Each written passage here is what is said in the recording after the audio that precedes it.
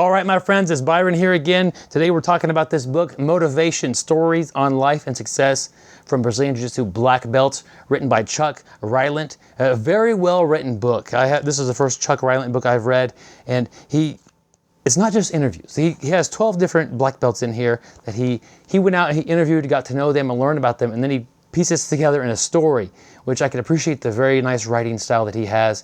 Very fun, easy to read. It's not at all like a chore to get through it. You want to know what's next, and they're pretty short. So quickly you're on to the next person.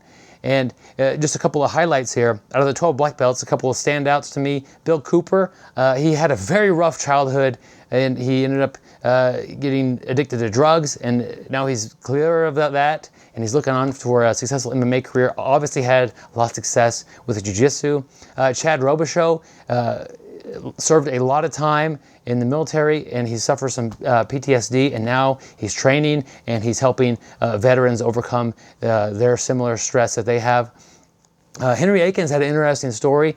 It's kind of interesting to hear. He's been training for about 2 months, and he's doing challenge matches. He's fighting adults representing Brazilian Jiu-Jitsu, and just to hear about that, and it wasn't like a typical 2 months training, it was pretty intense, but it's very cool story, kind of the history of Jiu-Jitsu with Henry Akins. Also, he talked about battling depression and how Jiu-Jitsu's helped with that.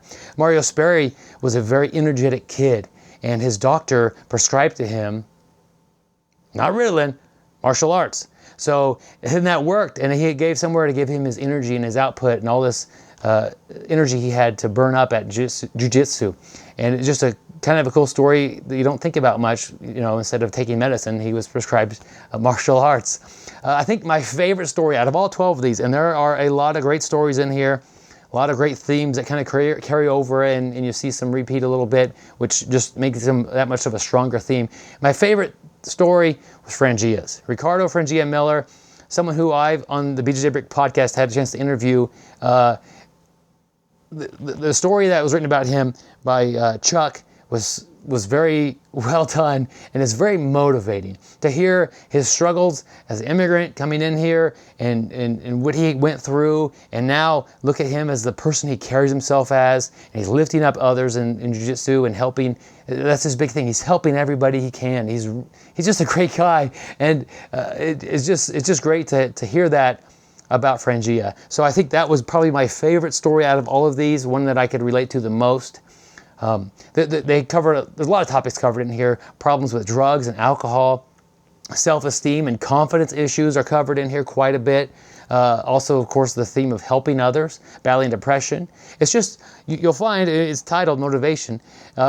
You'll find a lot of different motivations to train, and everybody has different reasons to get on the mat and to jiu-jitsu, but you'll see that it is important for a lot of different people for a lot of different reasons. I think it was a very good read. It's a little over 100 pages long. I suggest you start with just flipping to the back, checking out about the author. It's 2 pages long. Chuck kind of introduces you to himself, and the way he's writing about jiu-jitsu and what brings him to it and why he loves it is just a very well written a couple pages there, and it was a great way to close the book, and I recommend you read it as the first thing and probably go ahead and read it again at the end of the book to get you back to fired up again and to loving jiu-jitsu. So this is a great motivational book to help keep you training, to keep you seeing that there's more in jiu-jitsu than just choking people and doing arm bars. There's so much more, and maybe you don't have a problem with drugs or alcohol or confidence, but you have teammates, and so sometimes your teammates are having troubles like that, so it might help you relate to somebody who otherwise you can't really relate to that well. So I recommend the book, Motivation: Stories on Life and Success from Brazilian Jiu-Jitsu Black Belts.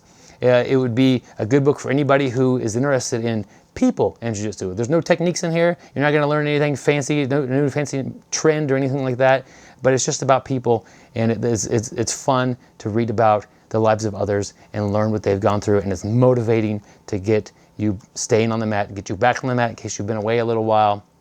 This would also be a good gift if you have a spouse or a loved one that likes to train jiu-jitsu and you really don't know enough about jiu-jitsu to buy them a book, let's say on half guard sweeps, when you may not know if they even play that sort of a game. If you like jiu-jitsu, you probably like this book.